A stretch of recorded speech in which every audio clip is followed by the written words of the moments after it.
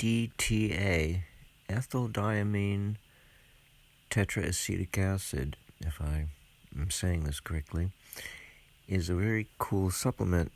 I gave it to a neighbor of mine who's an alcoholic, diehard alcoholic, and I gave it to him for several days, like one a day, and then I just stopped. I guess I got bored of giving it to him. And he's done something recently, shortly afterwards, that he hasn't done in a very long time, God knows how long. He actually went without drinking for several days. So I'm going to restart him again today. I take it occasionally whenever I feel a little bit woozy in the head.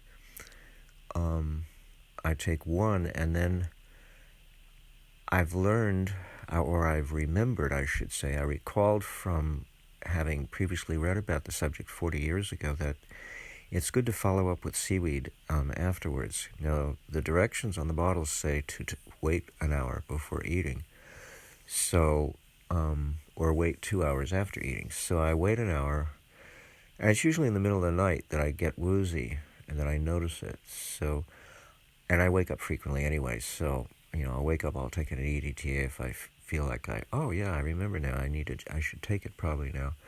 And then I'll go back to sleep and then wake up, and then it'll usually be an hour or two later, and then I'll take a couple of seaweed capsules.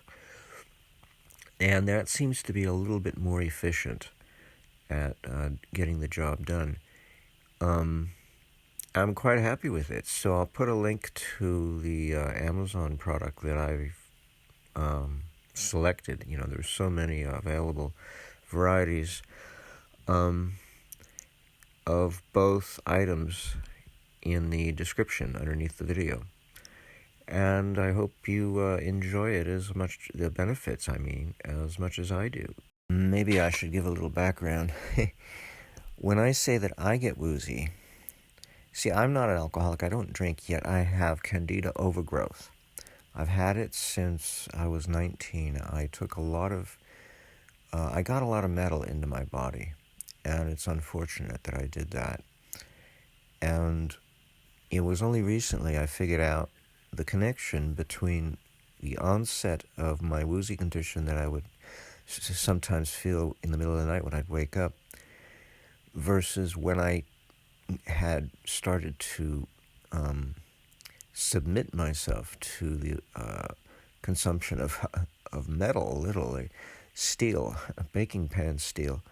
I found a way to dissolve it. A very efficient way is to grow wheatgrass in baker pans. It's not a good thing to do. It's very efficient at destroying the baker pans and dissolving them and incorporating them into the compost that I was using, and subsequently into the wheatgrass juice and into the body. And of course the iron's fine and dandy, but the toxic metals that go along with the alloy of steel is not.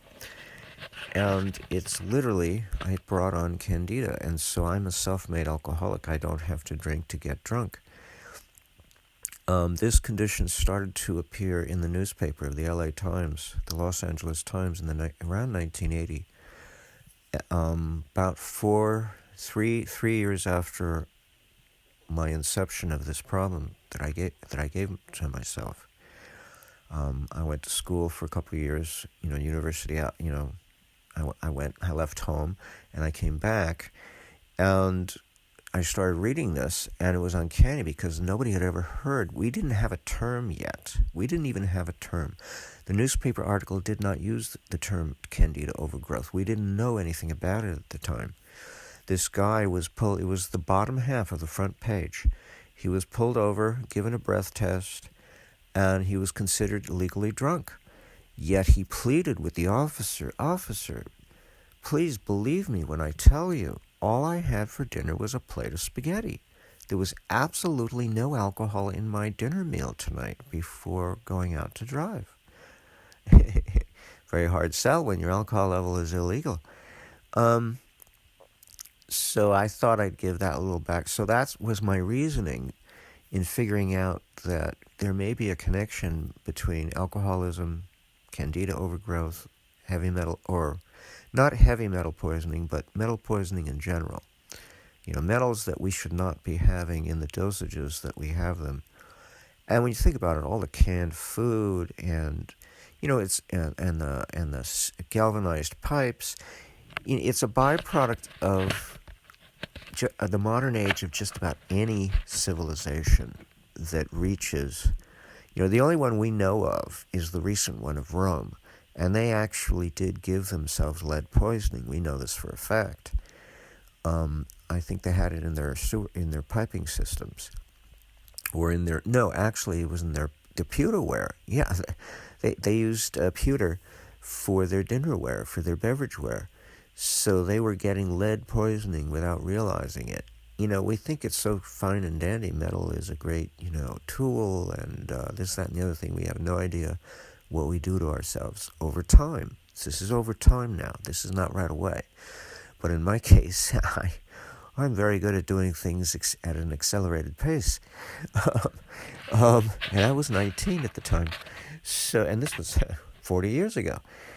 So I thought I'd give you that background so you understand why I feel this is very significant, a three-way connection between two different diseases and its cure, or its cause, I should say, and its cure. So that's a four-way connection. Anyway, whatever the count is. He's down for the count. No, he's up. He's up and he's singing. Fa la la la la. It does help me in a way that I don't have to use things like coffee, or protein to increase my metabolism, my metabolic rate, in order to stay sober.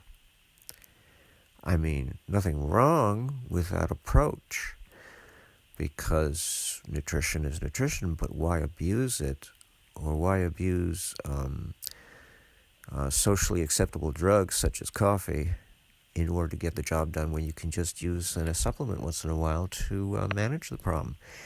And I think I am finding that I'm improving, but I still have the problem, and I'm sure I do. I had that wheatgrass growing in my basement, in my parents' basement, for about 4 or 5 months, and I was drinking lots of wheatgrass. We're talking a pint a day for the first month and 12 ounces for 4 months thereafter every day, 12 ounces a day, because I had fasted extensively before that, so I was trying to get back my strength as quickly as possible. And I learned how to grow wheatgrass back at Hippocrates Health Institute in Boston, Massachusetts, just a few years prior. But I didn't have cause for growing this stuff until after I finished the fast. So I went over there while I was still fasting and then learned about it, because I couldn't figure out how to grow it on my own, even though I tried from reading a book or two. But once I saw it being done in front of my face, I just copied everything the guy was doing. What I did not know, and he did not tell me, was that he replaced his baker pans frequently the minute they showed signs of rust, because they didn't have any signs of rust. Me, Mr. Stupido, I'm always trying to get every inch of mileage out of all my products that I purchase. I used them until the holes were gaping quarters size holes in the bottom of the pan. And of course, in order to get a hole that big, the rest of the pan is already flaking like crazy and dissolving before my eyes into nothingness. It just disappeared into the soil that I placed inside those baker pans.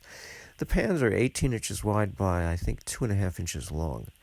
And the lip on the side, they're rectangular, is, I think, a half inch or an inch. It might be an inch, the rim. So they're perfect for growing.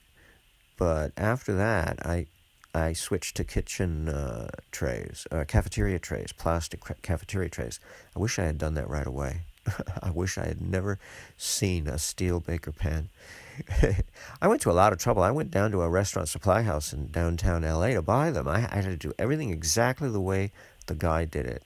Now, I didn't have a cellar, but I made accommodation as best I could, but I tried because I wanted to be successful from the get-go. It was very hard to grow wheatgrass without getting fungus attacking the soil. So I had a compost pile, and a compost pile, it really is a must, because then you have no fungus attacking your wheatgrass whatsoever. It literally gets suppressed. And I even, when I went to college for the few years that I left home, I had a compost pile outside the dormitory, and every time they would move, every semester they'd move us to a new dormitory. Every semester, and I took my compost pile with me. I moved it in sections from one dorm to the next. It was always outside the dorm, in the back, usually hiding away, tucked away against the building, because I had the building at one side, because I had to use it in the middle of winter when it was snow on the ground. I covered it with plastic, and I had snow on top of plastic, and it stayed warm. It was amazing. And I had earthworms growing in there, and in the summertime, garden snakes. It was a very healthy compost pile. But unfortunately, I hadn't learned yet before I left home. Well, I did learn by the time I left. I can't remember if I used baker pans. I think I did when I was at college. That might be true. I don't remember. I know I figured it out by the time I got back from college, but I may have used baker pans at college. So metal basically is the problem here. It's a nice saving grace and all, but there are consequences, and I'm a living proof of it. Candida overgrowth. And I'm a self-made alcoholic. I don't have to drink. And it doesn't help the fact that my mother was a low-grade alcoholic, and my brother, before I was born, when I gestated. So, it doesn't help my situation at all, because I've already got a weak physiology to begin with. So this is why I have to pay attention to these kinds of things when they come up. When I realize these things, I have to do something about it right away, so I can take care of it and then forget about it and move on, go back to, the more interesting things that I'd rather be engaging my attention. But once in a while, I have to make changes to the way I do things when I realize that I've made a mistake.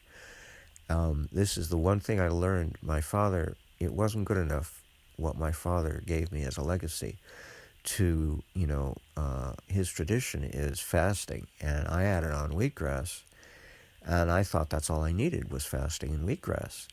And it's nice, but it's not good enough. At some point, I realized shortly afterwards, several years afterwards, that, people were moving ahead. They were learning all kinds of things. And if I don't keep up with the growth of knowledge, then I'm going to fall behind. And I didn't want to fall behind. That was humbling to realize I was falling behind. So now I don't try to fall behind anymore. When I learn about something, I try to make use of it if it's applicable to my situation, for my health problems. But this EDTA, I learned about it, and I even started to toy with it because it's a preservative in Thousand Island dressing. My stepfather was buying the stuff and using it. And I found it was quite an elating experience to consume my stepfather's, choice of dressing, because I wasn't a big fan of dressing, but it made me feel good, and I didn't know, and I knew I didn't know why the EDTA in that product would make me feel good, because I knew it was the EDTA. I had it narrowed down, through trial and error, controlled experiments, but I couldn't imagine why. See, so it took me 40 years to figure out why. It takes me a while sometimes, it's not overnight. So at least I get to enjoy my golden years with a certain amount of ease, despite the fact that I'm got 1 foot in the grave, or half a foot in the grave, whatever. More like 3/4. Anywho. Oh, by the way, I learned about the use of seaweed and how to use it in conjunction with EDTA 40 years ago, when I was reading up on people who went to doctors to perform chelation therapy to get metal poisoning out of the person's body.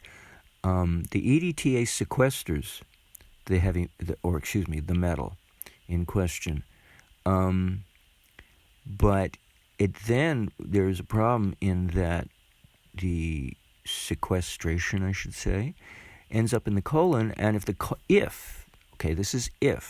colon is not successful in removing the metal from the colon, relieving itself, then it gets reabsorbed back into the body again in an endless cycle. So I think that's what happens with me in any case, is that some of it does get recycled if I don't use seaweed afterwards. It's still pretty good, but the efficiency. So the seaweed is there for the purpose of improving efficiency of elimination, so that I don't get to see that particular molecule of metal or atom of metal ever again. It's bye-bye. And so I get to make better progress. Instead of 2 steps forward, 1 step back, it's 2 steps forward, a tenth of a step back, something like that, hopefully. Actually, to correct myself, I think the correct pronunciation is ethylene diamine tetra-acetic acid.